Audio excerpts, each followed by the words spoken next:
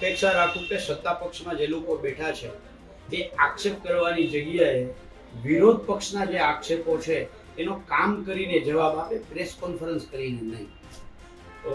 સામાન્ય રીતે ગઈકાલે જે કુંવરજીભાઈ પ્રેસ કોન્ફરન્સ કરીને કહ્યું, આ એને ત્યારે કેવું પડ્યું, કારણ કે આજ કુંવરજીભાઈની બાઇટ, મનસુખભાઈની બાઇટ, અર્જુનભાઈની બાઇટ, તમારે એની જ પ્રેસ કોન્ફરન્સો ગયા મે મહિનાની, જૂન મહિનાની ઉઠાવીને જોઈ લેજો.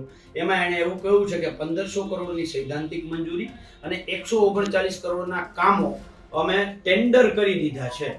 જો 139 કરોડના ટેન્ડર થઈ ગયા હતા તો ગઈકાલે કુંવરજીભાઈએ કેમ કહ્યું કે 36.67 કરોડના ટેન્ડર થયા છે? ત્યારે મારો સવાલ જાહેર માધ્યમોના માધ્યમથી કુંવરજીભાઈને પહેલો એ છે કે મે મહિનાની અંદર જે પ્રેસ કોન્ફરન્સ કુંવરજીભાઈએ કરી અને કુંવરજીભાઈએ કહ્યું એ કુંવરજીભાઈ સાચા કે ગઈકાલે પ્રેસ કોન્ફરન્સ કરી એ કુંવરજીભાઈ સાચા? નંબર 2, હવે એને આપણે ગઈકાલના કુંવરજીભાઈને સાચા માની લઈએ તો એને એવું કહ્યું કે અમે આ 36.67 કરોડમાંથી માત્ર 13 કરોડના કામો કર્યા છે, એ જાડી જાખરા સાફ કરવાના કામો કર્યા છે. ત્યારે મારો સવાલ એ છે, અને આપ મીડિયાના મિત્રોને જો વિડીયો જોતા હોય તો હું 2 વિડીયો તમને આપીશ.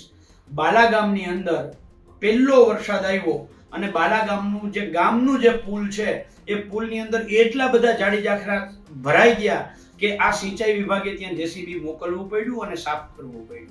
તો જો જાડી જાખરા સાફ કરવા માટે 13 કરોડ તમે વાપર્યા હતા તો આ 13 કરોડ ગયા ક્યાં?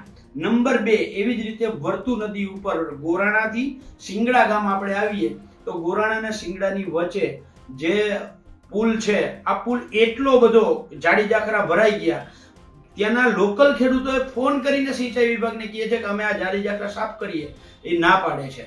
એવી જ રીતે આ જ વર્તુ નદી ઉપરનો સતીતળ પાસેનો પુલ છે, એનો વિડીયો જોતો હોય તો હું આપીશ. એની અંદર એટલા જાડી જાખરા ભરાઈ ગયા. તો જો આ 13 કરોડમાં જાડી જાખરા સાફ તમે કર્યા હોય તો આ પાછળથી જાડી જાખરા આપ્યા શું? જેવી રીતે નરેન્દ્રભાઈ મોદીને સપનામાં આવીને નહેરુ હેરાન કરે છે, એવી રીતે હું વિરોધ પક્ષને અહીંયા જાડી જાખરા નાખવા ગયા હતા? તમે કામ નથી કર્યું. જે મારો આરોપ હતો કે 139 કરોડમાંથી 96% ભ્રષ્ટાચાર થયો છે, આ મેં જ્યારે ચીટલો ભર્યો, કુંવરજીભાઈ અર્જુનભાઈના મોઢામાં આંગળા નાખ્યા અને એને કેવું પડ્યું કે અમે માત્ર 13 કરોડના જ કામો કર્યા છે, બાકી તો આ લોકો 139 કરોડના કામો, 139 કરોડના કામો, 139 કરોડના કામોના એક અર્જુનભાઈ પ્રેસ કરે, બીજી કુંવરજીભાઈ પ્રેસ કરે, ત્રીજી મનસુખભાઈ માંડવિયા પ્રેસ કરે. લોકોને ગુમરાહ આ લોકો કરતા હતા કે અમે 139 કરોડના કામો કર્યા છે. પણ મારે આજે જાહેર માધ્યમોના માધ્યમથી સવાલ છે કે તમે જો 139 કરોડના કામો કરવા હોય, તમારા પહેલા, બીજા, ત્રીજા તબક્કાના કામો કર્યા હોય, પણ પહેલું કામ એ કરવું જોઈએ કે જે સૌથી વધારે અવરોધ હોય, આ ટોટલ 10 થી 15 નદીઓ, રાવલથી તમે માંગરોળ સુધી જે સોરઠી અને બરડા ઘેરમાં 10 થી 15 નદીઓ લગભગ 40 થી 45 જગ્યાએ તૂટેલી છે. જાડી જાખરા સાફ કર્યા પછી પહેલું કામ આ નદીઓને હાંધવાનું કરવું જોઈએ કે જે તૂટેલી છે ત્યાંથી એ આગળ ક્યાંય વધે નહીં.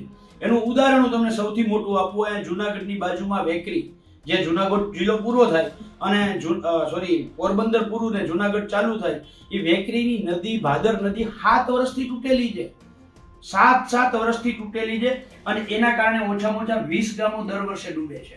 તો આ વેકરીનો પાડો, પહેલું કામ જો સરકારની શુદ્ધ દાનત હોત તો આ વેકરીનો પાડો હાંધવાની જરૂર હતી. કેમ ના હાંધ્યો?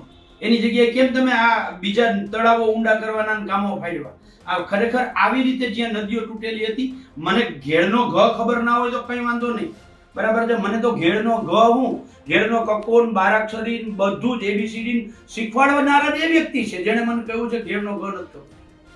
હવે તમે અહીંયા ભાજપમાં વયા ગયા એટલે મને ઘેડનો ઘ નથી ખબર. મારો શિક્ષક દિનના દિવસે આવું ખોટું બોલે? હોય જ નહીં. ગઈકાલે શિક્ષક દિવસ હતો અને શિક્ષક દિવસે શિક્ષક એમ કહે છે કે મારા વિદ્યાર્થીને ઘેડનો ઘ નથી ખબર. મને ક્યાંક ને ક્યાંક શંકા થાય છે કે મારો શિક્ષક આવું હોત, જેણે મને કક્કા બારાક્ષરી બધું શીખવાડ્યું, એ શિક્ષક એમ કહે છે કે આ મારા વિદ્યાર્થીને ઘેડનો ઘ નથી ખબર. એટલે મારા શિક્ષકને હું આજે ધ્યાન દોરું છું કે સાહેબ, આ ગોરાણા અને સિસલીની વચ્ચે જે પુલ છે એને તમે રિપેર કરો. ચીખલોદરા પશવારી વચ્ચે દર વર્ષે ભાદર ફલાંગે છે. શું કામ ફલાંગે છે સાહેબ? તમારું ધ્યાન દોરું છું. અહીંયા છે ને, તમે નદીમાં જે ચેક ડેમો કર્યા છે ને, આ ચેક ડેમો જમીન સપાટી બરાબર કર્યા છે, એટલે નદીને તમે રોકવાનું કામ કર્યું છે. આ ચેક ડેમને તોડવો ફરજિયાત છે. આ ચેક ડેમમાં તમે બનાવવામાં ભ્રષ્ટાચાર કર્યો, હવે તમે તોડવામાં ભ્રષ્ટાચાર કરો. તમે ભ્રષ્ટાચાર કરો કઈ વાંધો નહીં, પણ કમસે કમ અહીંયા નદી તૂટતી તો આવશે. તમે ચેક ડેમને તોડો. આવા એક નહીં 21 ચેક ડેમ છે. મને ઘેરનો ખબર ના હોય તો કઈ નહીં, પણ 21 ચેક ડેમો છે એ મને ખબર છે. એટલે તમે એ 21 ચેક ડેમોને પહેલા ધોરણે તોડો. સાહેબ તમારું ધ્યાન દોરું છું, આપ મારા શિક્ષક છો. બગસરા અને કાંસાબળ વચ્ચે જે રોડ બને છે, આ રોડની હાઈટ તમે 4 મીટર આપી છે. મારે આજે યાદ કરવા છે માલદેવજી ઓડેદરાને, કે જેણે જે તે સમયે ઘેડ વિકાસ સમિતિના માધ્યમથી જે પ્રધાનમંત્રી ગ્રામ સડક યોજના છે એ આખા ભારતની અંદર 1 મીટરની ઊંચાઈના છે.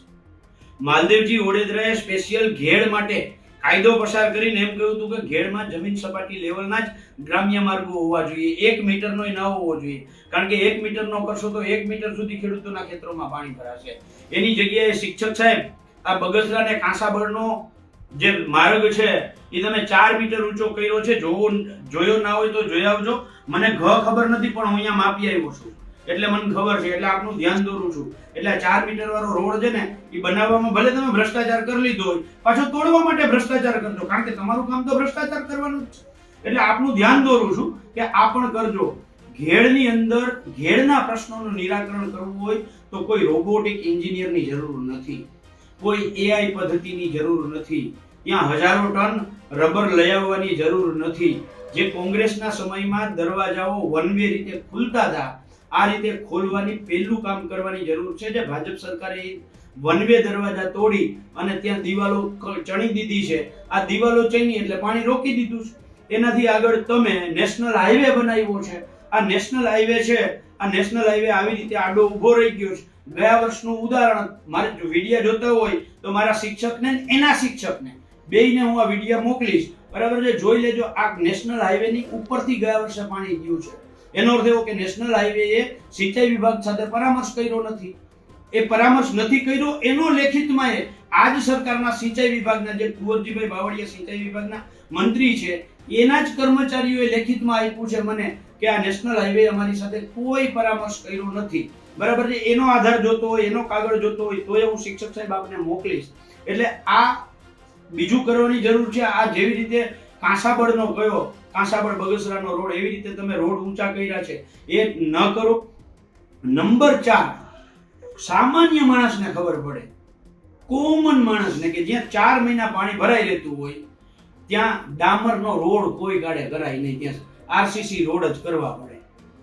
તો હું મારા શિક્ષકને પૂછવા માંગુ છું, સાહેબ તમને આ ખબર પડે કે ના પડે, તો તમે ઘેડમાં આરસીસી રોડની જગ્યાએ ડામર રોડ શું કામ કરો છો? સાહેબ તમે ભ્રષ્ટાચારી તો ના હો, મારે તમારી ઉપર આક્ષેપે ના કરાય, બરાબર છે. તો તમે ડામર રોડ શું કામ કરો છો? દર વર્ષે ડામર રોડ તૂટે અને દર વર્ષે ભાજપના લોકોને ત્યાં કોન્ટ્રાક્ટ મળે અને દર વર્ષે ત્યાં કામ મળે, એટલા માટે કરો છો. જો તમને ઘેડની ચિંતા હોય તો ઘેડ વિસ્તારની અંદર જેટલા ડામર રોડ છે ત્યાં આરસીસી રોડ હોવા જોઈએ. મારા શિક્ષક સાહેબને મારે એટલું કહેવું છે કે શિક્ષક સાહેબ જો તમે થોડું ઘણું ઘેડનો અભ્યાસ કર્યો હોત તો તૂટેલી નદીઓમાં માટીના પાડા ના કરાય, ત્યાં આરસીસી ની સિમેન્ટ દિવાલ કરવી જોઈએ, જેથી કરીને એકવાર તૂટ્યા પછી ત્યાં આરસીસી ની દિવાલ થઈ જાય તો ભવિષ્યમાં પાછી કોઈ દી તૂટે નહીં. પણ એની જગ્યાએ દર વર્ષે તમે માટીના ઓલું પ્લાસ્ટિકનું ભૂંગળ નાખો માથે, ઉપર પછી રેતીની બાચકીઓ મૂકો અને ઈ જ નદી દર વર્ષે પાછી ત્યાંથી તૂટે, એટલે હું તાકે બીજા વર્ષે પાછો ભ્રષ્ટાચાર. એટલે તમે આ કામો ભ્રષ્ટાચાર માટે જ કામો જાહેર કરો છો કે ખરેખર ઘેડના લોકોની ચિંતા કરો છો? જો ઘેડની તમને ચિંતા હોય તો સૌથી પહેલું કામ ઈ કરો કે તમારા મિત્ર જેતપુરની અંદર કેમિકલ ડાઇંગ ઉદ્યોગ જે છે એની પાસેથી નદીઓમાં કેમિકલ કચરો ઠાલવવા માટે હજારો રૂપિયાનું નહીં, હજારો કરોડોનું પ્રોટેક્શન મની લે છે. આ પેલા પ્રોટેક્શન મની બંધ કરાવો. આ કેમિકલ કચરો જે ભાદરમાં અને ઉબેણમાં ઠાલવવામાં આવે છે અને એના કારણે પૂર વાટે આ કેમિકલ કચરો મારા ખેડૂતના ખેતરમાં આવે છે અને ખેતરો બરબાદ થાય છે, દરિયામાં જાય છે અને માછલીઓ બરબાદ થાય છે. આ કેમિકલ કચરાને રોકવાનું કામ શિક્ષક સાહેબ આપે કરવું જોઈએ. તમારાથી એના વિરુદ્ધ માછલીનો મ નહીં બોલાય, કેમિકલનો ક નહીં બોલાય, ઉબેણનો ઉ નહીં બોલાય, ભાદરનો ભ નહીં બોલાય. જો હું ચેલેન્જ સાથે કહું છું, આજે હું ઘેડનો ઘ બોલું છું કારણ કે તમે મને શીખવાડ્યું છે, પણ આજે હું મારા શિક્ષકને ચેલેન્જ કરું છું કે જો તમે સાચા હો, તમને ઘેડ પ્રત્યે લાગણી હોય, ઘેડના ખેડૂતો પ્રત્યે લાગણી હોય, તો તમે ભાદરનો ભ, કેમિકલનો ક, ઉબેણનો ઉ બોલીને બતાવો. બીજું વાલભાઈ, આજે 1800 કરોડની વાત કરે છે, બરાબર? 1800 કરોડમાં 3 તબક્કામાં કામ કરશે. આ 1800 કરોડના કામમાં તમને લાગે છે પૂર્ણ થયા પછી એનો ઘેડનો પ્રશ્ન હલ થઈ જશે? શું લાગે છે? જો બહુ સ્પષ્ટ વાત છે, જેવી રીતે આ 139 કરોડના કામો વાસ્તવમાં 13 કરોડ આવ્યું, બરાબર છે. 1500 કરોડથી મને લાગ્યું ક્યાંક આશા અંદરથી મુંમે લડ્ડુ ફૂટા. પેલા 1500 કરોડની સૈદ્ધાંતિક મજૂરીમાંથી 350 કરોડ વધાર્યા, કારણ કે એને એવું થયું કે આ 139 કરોડની અમે 13 કરોડના કામ કરો, કોઈ પૂછવા વાળું નથી, એટલે 350 કરોડ વધારી દીધા, બરાબર છે. પણ સવાલ એ છે કે જેમ 139 કરોડનું કહી અને 13 કરોડના કામો કર્યા અને ઈએ જાડી જાખરા સાફ કર્યા અને કેવા કર્યા એના વિડીયો હું આપને મોકલીશ, બરાબર છે. તો એવા જો કામો થતા હોય તો આમાં ઘેડનો કોઈ દિવસ નિરાકરણ કે ઉદ્ધાર થાય નહીં. ઘેડનો ઉદ્ધાર કરવો હોય તો હજી હું કહું છું, કોઈ ભારતની વિદેશની કંપનીને લઈ આવવાની જરૂર નથી. ઘેડમાં બેઠેલા 70-80 વર્ષના ગઈઢાઓને તમે પૂછો કે આનું નિરાકરણ કેવી રીતે આવે એમ છે, દરેક પાસે આનો ઉપાય છે અને એ મુજબ કામ થાય તો હું એવું માનું છું કે આ 1500 કરોડના જે કામો છે ને, વાસ્તવમાં ઘેડમાં કદાચ 15,000 કરોડ ફાળવે ને તો ફાળવવા જોઈએ. એટલા માટે કે ઘેડના ખેડૂતોએ છેલ્લા 10 વર્ષમાં લગભગ દરેક વખતે એનો ખરીફ સિઝન તો ધોવાઈ જ ગયો છે. એના વળતર ઘેડને જેવી રીતે ઘેડ વિકાસ સમિતિ પેલા હતી એવી જ રીતે દર વર્ષે ઘેડ વિકાસ સમિતિમાં કોંગ્રેસના સમયમાં દર વર્ષે બજેટમાં રૂપિયા ફળવાતા હતા, એવી જ રીતે ઘેડ વિકાસ સમિતિને અલગથી એક નિગમનો દરજ્જો આપી અને એમાં દર વર્ષે ઘેડ માટે, ઘેડના વિસ્તાર માટે, ઘેડના લોકો માટે અલગથી ફંડ દર વર્ષે ફાળવવું જોઈએ અને તબક્કા વાઇઝ, હું એમાં સહમત છું, તબક્કા વાઇઝ કામ થવું જોઈએ. પણ ઘેડના નામે તળાવો ઊંડા ના થઈ જાય કે કાં થાય કે અમે પાણીની કેપેસિટી વધારવા માટે તળાવો બનાવીએ છીએ. તળાવોની જરૂર નથી, નદીમાં પાણીના નિકાલની વ્યવસ્થા કરો. બધાયને ખબર છે કે ઘેડમાં એક વખત પાણીનો ભરાવ થવો જરૂરી છે, જેથી કરીને ઘેડના ખેડૂતોના ચણા અને ઘઉં થાય, બરાબર છે. ઉનાળુ સિઝન થાય, રવિ સિઝન થાય, એક સિઝન ભરાવો થાય એ જરૂરી છે, પણ ત્યાર પછી પાણીનો નિકાલ એવી રીતે થઈ જાય. તમને જાણીને આશ્ચર્ય થશે, ગયા વર્ષે મારે દુઃખ સાથે કહેવું પડે છે, પોરબંદર કલેક્ટરનો રિપોર્ટ જોઈ લેજો, જુનાગઢ કલેક્ટરનો રિપોર્ટ જોઈ લેજો, બંનેના રિપોર્ટ તમે હારે ગણશો તો 78 ગામ એવા હતા કે 3 દિવસથી લઈ અને 13 દિવસ સુધી સંપર્ક વિહોણા રહ્યા છે. મારા શિક્ષક આજે વિશ્વગુરુની જમાતમાં છે, ત્યારે મારે એમને કહેવું છે કે એક બાજુ તમે વિશ્વગુરુની વાતો કરો છો શિક્ષક સાહેબ, અને બીજી બાજુ એ જ વિશ્વગુરુની સપના દેખાડતા લોકો, સપના જોતા લોકો 13 દિવસ સુધી સંપર્ક વિહોણા રહીએ. એ સમય દરમિયાન મારી કોઈ બેનને પ્રસૂતિની પીડા થાય, મારા કોઈ ભાઈને હાર્ટ એટેક જેવી તકલીફ આવે, ઇમરજન્સી આવે, તો 13 દિવસ સુધી એ પોતાના ગામમાંથી બહાર ના નીકળી શકે, પોતાના સ્વજનને માત્ર મરતા જોવા સિવાય એની પાસે વિકલ્પ ના રહીએ. શું આ વિશ્વગુરુ છે? એટલે શિક્ષક સાહેબ, તમે તમારી અંતરાત્માને પણ પૂછજો, બરાબર છે, કે ઘેડનો ઘ ખબર નથી કે કેમિકલનો ક ખબર નથી, આ અંતરાત્માને પૂછો એવી આશા. ઘેડ સમિતિમાં કોણ કોણ એના મેમ્બર હતા તમે? ઘેડ સમિતિમાં જ્યાં સુધી મારી જાણકારી છે ત્યાં સુધી જે તે સમયે ઘેડ સમિતિ તો હતી જ, પણ છેલ્લા વર્ષોની અંદર ઘેડ સમિતિ માત્ર ને માત્ર કાગળ ઉપર થઈ ગઈ.